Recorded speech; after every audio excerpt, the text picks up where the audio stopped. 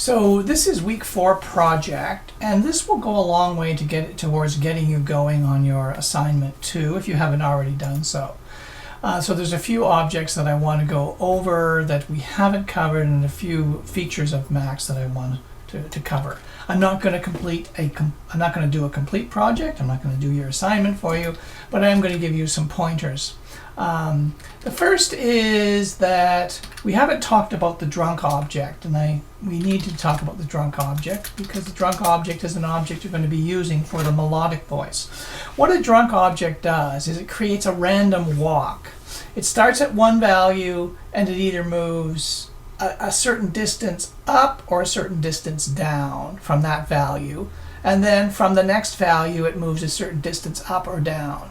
So rather than being a random generating random numbers, it creates sort of a walk. It sort of wiggles around. And so because of that, it generates things that are a little bit more melodic. So drunk takes two arguments. The first is the maximum value. So I'm going to give it a maximum value of 14. Yes. Maybe 15. Oops, not 115. 15. And the second argument is the step size. And I'm going to make mine 4. And I'm thinking about a melody. It takes a bang as an input. I'm going to put a bang into the drunk object. And now I'm just going to put an I integer box here just so I can see what values come out of the drunk when I bang it. So there is the first value, 10. And then 7. So it's going to be above or below the previous value by up to 4. The next value is also 7. And there's another 7, another 7, and now a 5. And then a 2, and a 5, another 5, a 2, a 1, another 1, a 2, a 5. So you can see that it's moving from where it is only this distance. But it also repeats values. If you don't want it to repeat values, then put a minus in front of the value 4. So minus 4 doesn't mean it goes negative 4 steps, because that would negative 4 steps in either direction would be the same thing. It simply means that it doesn't repeat values. So now I'm going to get 9, 8, 5, 3, 5, 3, 0, 3, 1, 4. So you can imagine this being graphed as a little walk around, like a drunk person walks. That's why it's called drunk. Okay, so I'm going to use this to generate my melodies, and I can change the values that come into drunk. So I might put a -3 in there. I might put a -7 in there. I might put even something like a -2 in there. If I put -2 in there, then I'm going to get basically stepwise motion, or -2 gives me,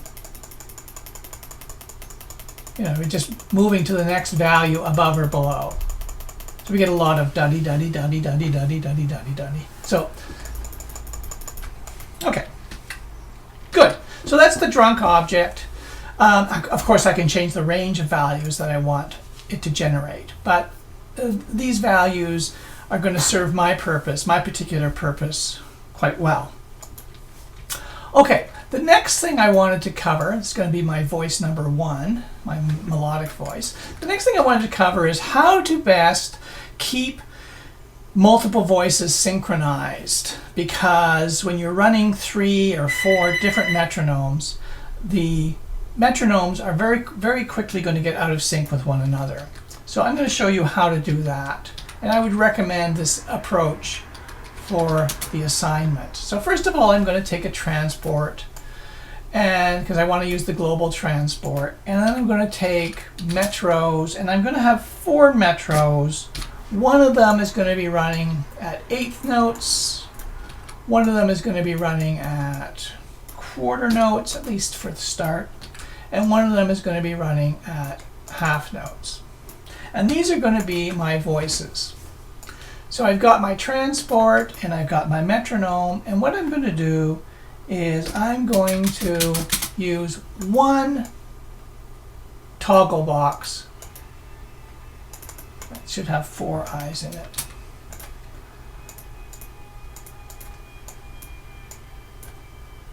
It's this one and this one. Okay, so basically this toggle box is going to be like my master control, which is going to turn on all the metronomes and the transport at the same time. And then of course we can do some of the other things that we had before, like tempo $1, which goes into the transport, and an integer box going into that so that we can change the tempo of the transport. And that will, since all of these metros are linked to that transport, they're just linked because there is a transport on, they will all adjust to that tempo. And again, that keeps everything synchronized. Now, if we don't want all of these voices on at the same time, the way to do this is to use a gate. And so this is what I would recommend. So I'm going to use an LED rather than a toggle box, just because I like the look of them a little bit better. I'm going to set up 3 gates. Remember how gates work. The first inlet controls whether the gate is on or off, and the second inlet controls is the value that's going either through the gate or not getting through the gate. Okay, so let's turn all of these on. Actually, we need to see if they're working, so let's put a couple of bang buttons underneath just to see whether these are flashing. I'm going to turn these on. I'm going to set my tempo to 120. Of course, I would use a load bang. And then I would turn on this one, and you can see it flashing. And if I turn on this one, you can see that they're synchronized with one another. And here's my 8th notes. It's a little bit harder to see that they're synchronized, but they are. And that's because they all got turned on together, so they all started together. And then I'm basically saying I'm filtering them by closing the gate and not allowing the data to come through. Okay? Now, I probably also want to be able to change these values. So I don't always want 8th notes. Maybe I want 16th notes some of the times, or quarter notes some of the times. So I'm going to type N. I'm going to type a U menu. And I can find it in the list, but it's faster for me just to type it. And then I'm going to pull this over, go to my inspector, and somewhere in my inspector, I'm going to find the menu items element. And I'm just going to double click on that, and I'm going to type the menu items that I want in here, which is going to be 2N, comma, 4N, comma, 8N, comma, 16N, comma, 32N. Okay? And this menu, now the first outlet of a menu outputs the item number 0, 1, 2, 3, 4, and so on. The second outputs the actual contents of the menu, 2N, 4N, 8N. That's what I actually want. So it's the second outlet that I want to join into this metro. And I'm just gonna, I guess I'll put it there and do Command Y. And of course I would use a load bang. This would be 1, 2, 3, 4, 5. So I want 0, 1, 2. So I want my load bang to be 2. So I'm just going to show you how that works. If I type in load mess, not load bang, load mess 2, and I put that into this menu, when my patch loads, I'll double click it, I get that value. Okay? Let's make this a little smaller. We don't need it that big. Okay, and I would have that probably for all of these, so that I can provide the user with a mechanism for changing the durations of each of the voices, or the rhythms. Okay, so now let's talk about tables and how you might set up tables so that you could have, for example, diatonic materials rather than chromatic materials. So I'm going to set up a table, and I'm going to call it major. I'm giving it a name. And the major table is going to have I'm going to move this over. It's going to have a table range of 25, in other words, values between 0 and 24, because I want to be able to represent 2 octaves, and a table size of 15. Okay, so I've set that up, and now I'm going to double click on table and put in the values. Now it turns out I did this already, but it's 0, 2, 4, 5, 7, 9, 11, 12, 14, 16, 17, 19, 21, 23, and 24. So if you look at these as being step, step, half step, step, step, step, half step, step, step, half step, step, step, step, half step. So that really is, you could think of them as the pitch classes for a major scale over 2 octaves. The range, as I say, is up to 24, 0 through 24, and the number of elements is 15, so that's 0 through 14. Okay, so I can use this in conjunction with this drunk object that I made. Right? And so now, rather than giving me random numbers, it's going to give me some index into this major scale. And if I go make note 80, let's say 8n, oops, not quite yet, and note out 1, I can join these two together and add some value to it. Let's add 72 to this. Okay. And let's just actually put an I in here. I'm going to use my shift key and slide that in, just so we can actually see what the values are. Let's see what happens.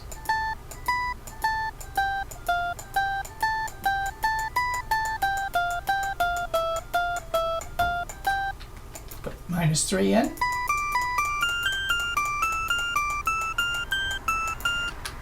And let's put a program out in here, because we don't really like that voice very much. And let's make it, I like 12. It's kind of a vibraphone. There's some kind of a,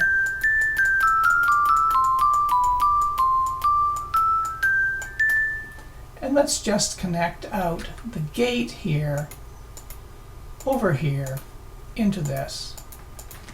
Open the gate. Turn this on.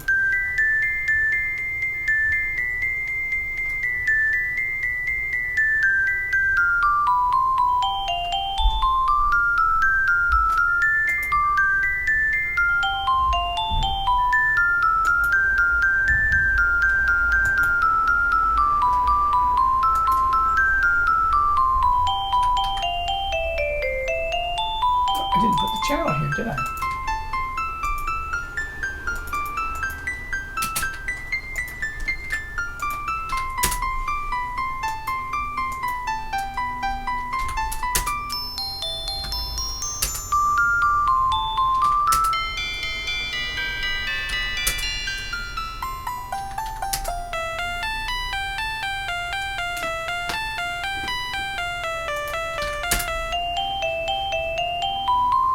Okay, so we can see how that works. Now let's say we wanted to have more than one mode. We wanted to also have a table which had a minor mode in it. So we could create a new table and call it minor. And we would do something very similar. Let's make it so that, I'm trying to make it so you can see. Come back here, there we go. It also has a range of 25 and a size of 15, And because I've done it before, it's already set up with 0 to 3 this time, 5, 7, 8, 10, 12. So it's kind of a sort of natural minor scale here. There's no leading tone and so on in it, but this is fine. We could make a whole bunch of them if we wanted to. Okay, so that's a table called minor, and so we could switch modes in here by, well, using a gate would be one way to do it. There are other ways to do it, and I'm going to show you one of them, and that is to have a different table and to use what we call a refer message. So I could send a message which says refer to minor. So it refers to the minor table. And I'm going to take this table out. I'm going to put it up here, and put it up here, and maybe I have a whole bunch of tables in there. And I simply do this. I say, oops, why don't we refer to have this table refer to that table? So it's as if it had the same name. And let's duplicate this, and let's say refer major. Spell it correctly. Do the same thing. So now we have a table here. It has to be set to one of them. So now it is major. Oops, I've got to open it up. And now it's switched to minor.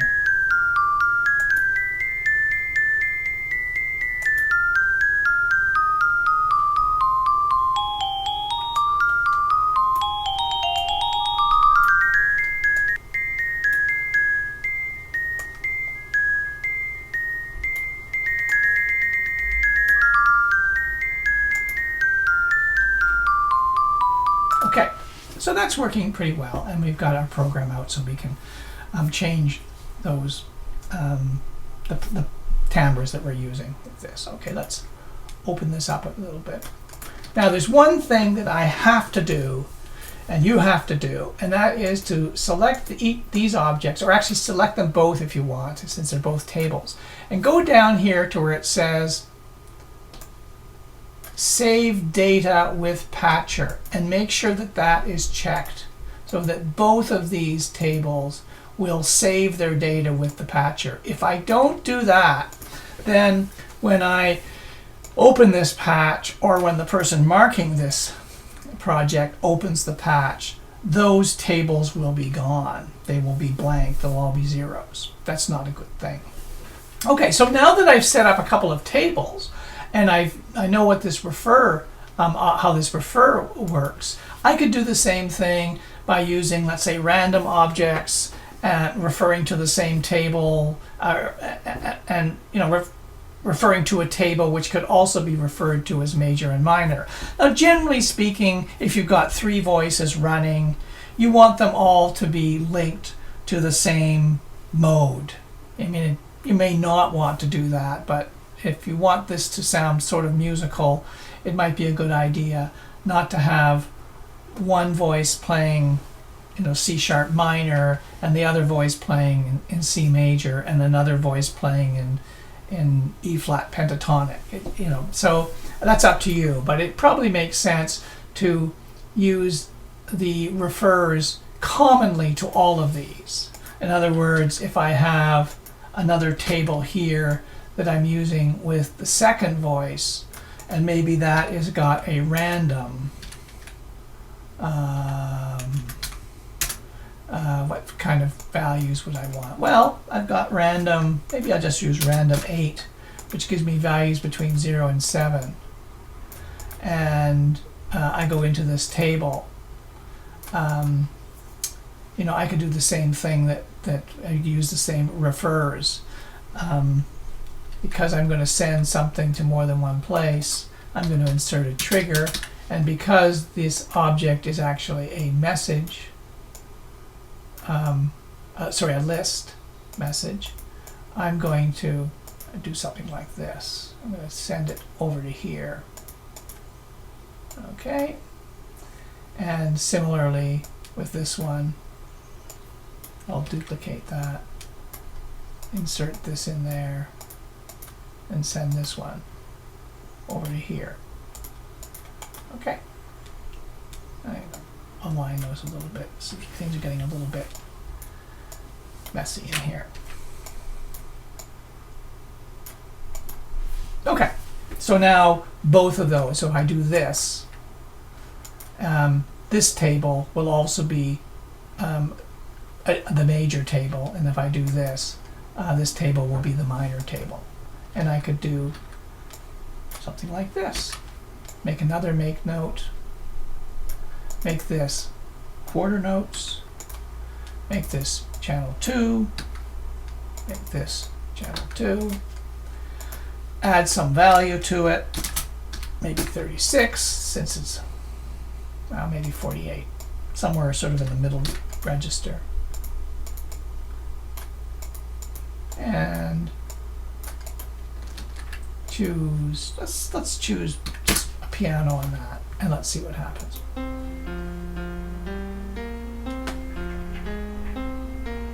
Minor.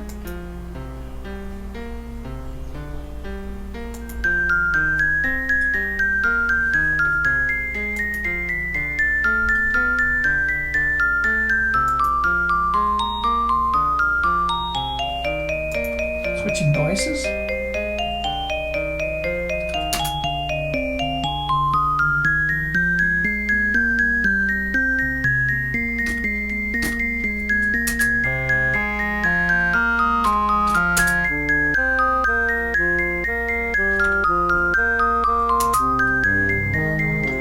There's the orchestra.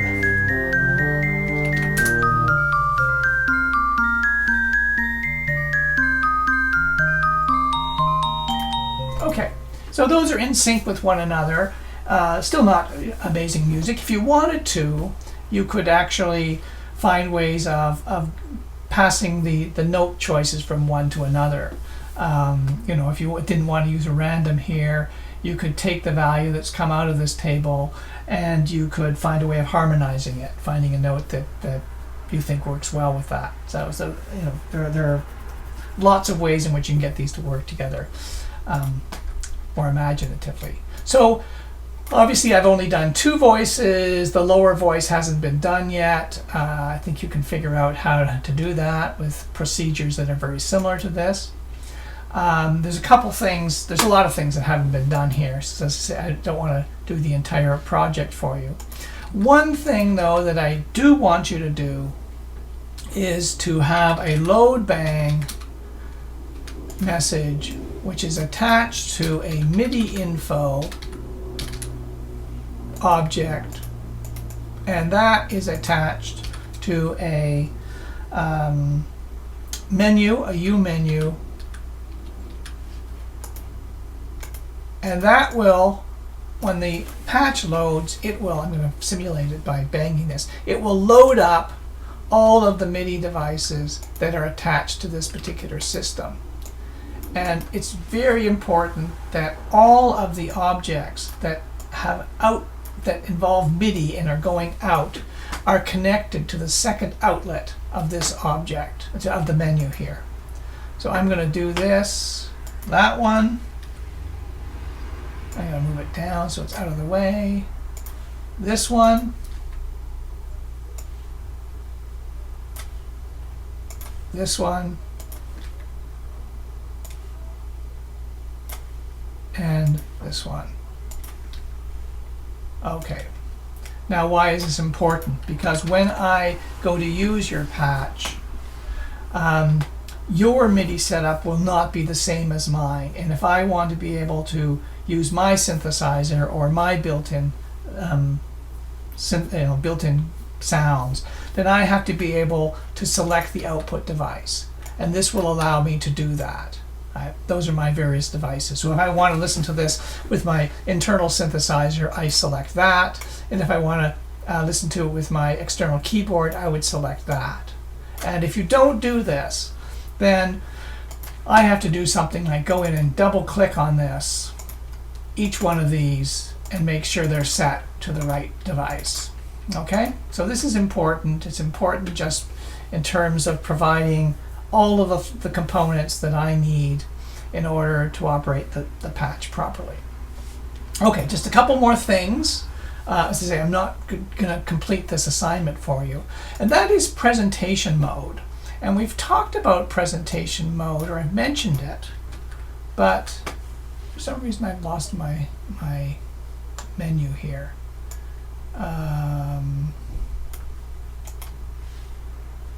There it is. I must have set it so it disappears on me. This is presentation mode down here, the third icon in from the left corner. And presentation mode allows you to select the objects that you want to be visible when your patch is opened. So my patch is getting a little bit cluttered, and there are ways we'll look at next week of doing sub patches and encapsulations and ways of hiding some of the complexity. But let's just sort of go through my patch and decide what I want to be visible to the user. Well, I'm going to select this object and hold down my Shift key and select this object and this object and this object and that object and these three gates and maybe that object and this object and that object, and maybe I'll put these buttons in as well. Okay, I've basically gone through and I've selected all the interface. This one, I need my toggle button for sure. That's how I turn everything on and off. I've selected all the components of this patch that I need, and I'm going to go up here and I'm going to go under Object and Add to Presentation, or Command Shift P. And it's hard to see, but they have a slight pink border to them. And now when I go into presentation mode, those objects are the only ones that are visible. Right? So, and they can be moved around and resized without affecting the everything else. So I'm going to, just do this and put a nice panel around this.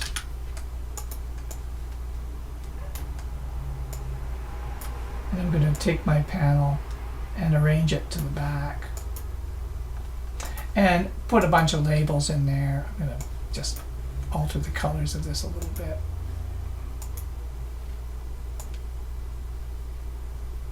Something a little lighter, not yellow.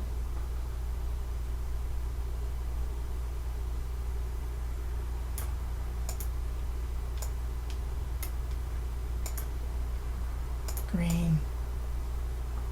That's way too bright.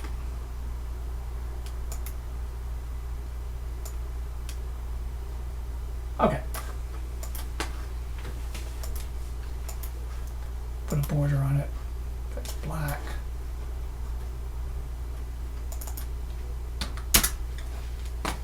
What I haven't done here is I haven't done these voices, and I haven't put my labels in.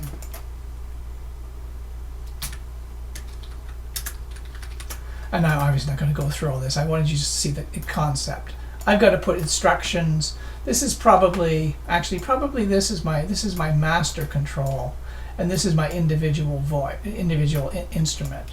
So I probably want these to be somewhere here. This is my master, turn everything on. This is my, for that voice.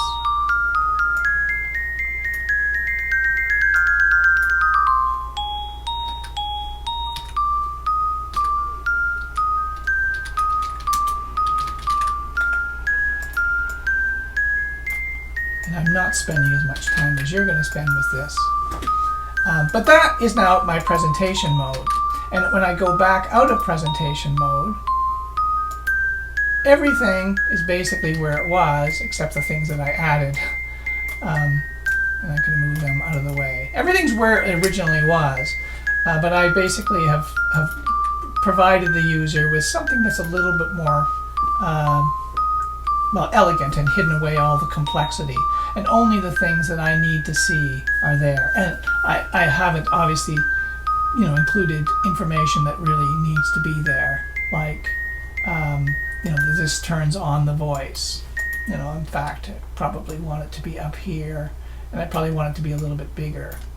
And I would have lots of information.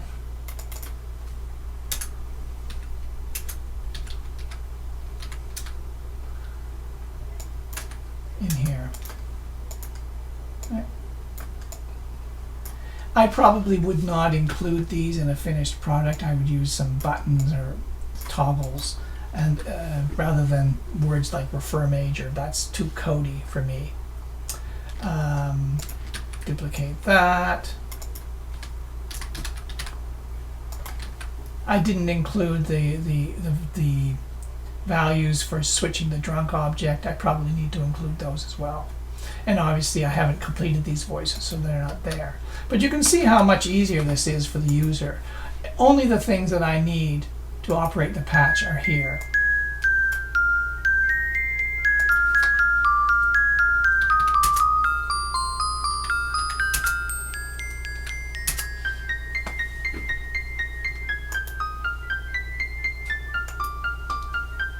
Okay.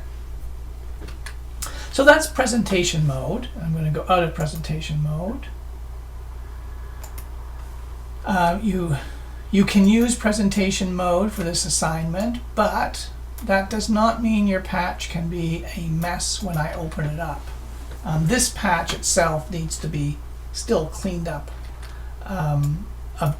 quite a bit. It's not in presentable state right now. I need to move things around and maybe adjust the locations of some of these objects, some of the patch cords and so on, so they're not quite so messy. And of course it's not finished.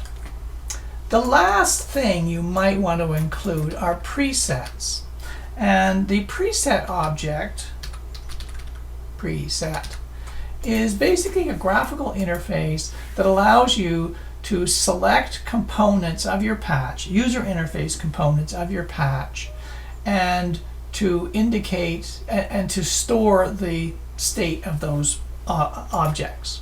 So for example, if I wanted to say that I want my tempo value and my two program out values to be part of a preset, I can attach them to the preset. So the first outlet of the preset allows me to connect to objects that I'm going to include in the preset.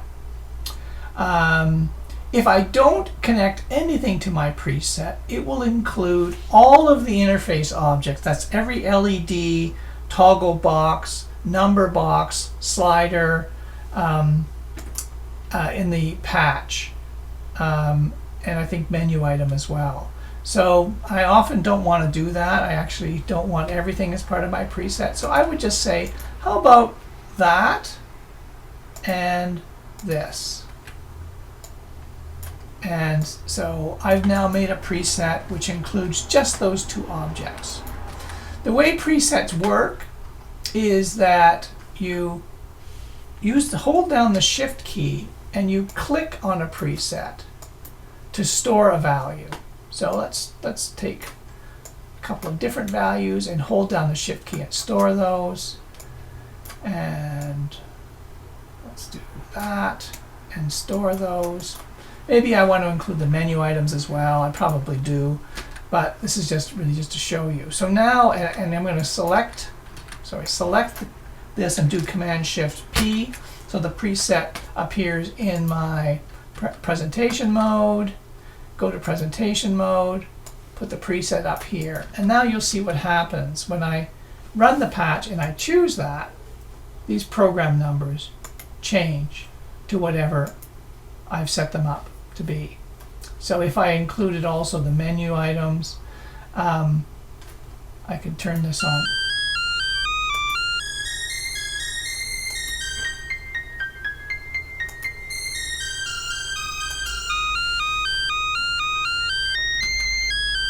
should be over here too.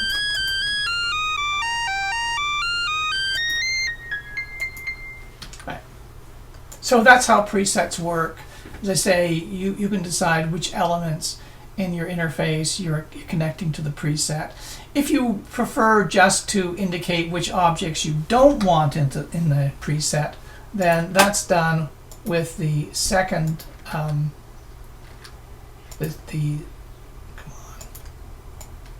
show me that. Can't get my bottom bar, menu bar, there it is, to show up. That's done with the second outlet of the preset. Oh, sorry, is it the third? Yes, the third outlet of the preset. You can connect to objects if you specifically do not want them included in the preset. Okay? Again, you have to be a little bit careful here that you don't get things too cluttered. Next week we'll be dealing a lot with ways to keep your patch under control. If you want to look at things like sub-patches and sends and receives, please go ahead and do so. You can still hide patch cords to keep things a little bit cleaner, but don't present me with a horrid mess that I can't unravel when I'm marking your patch. Final thing is, if you want your patch to open up in presentation mode, then there is under the view menu. Under the view menu, there is an item called Inspector Window. And within that Inspector Window, if you scroll down, there is an item way down here that says Open in Presentation.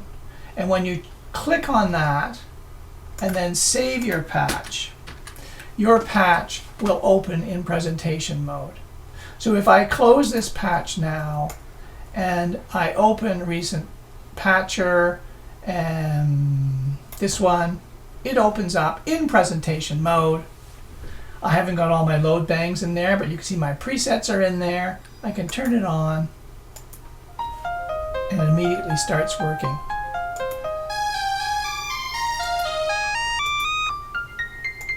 Okay? And that should get you a long way towards working on your second assignment. Please don't send me back exactly what I put in here. You can certainly use this as an impetus to get going and certainly exploring some of the objects, but be creative and see what you can come up with.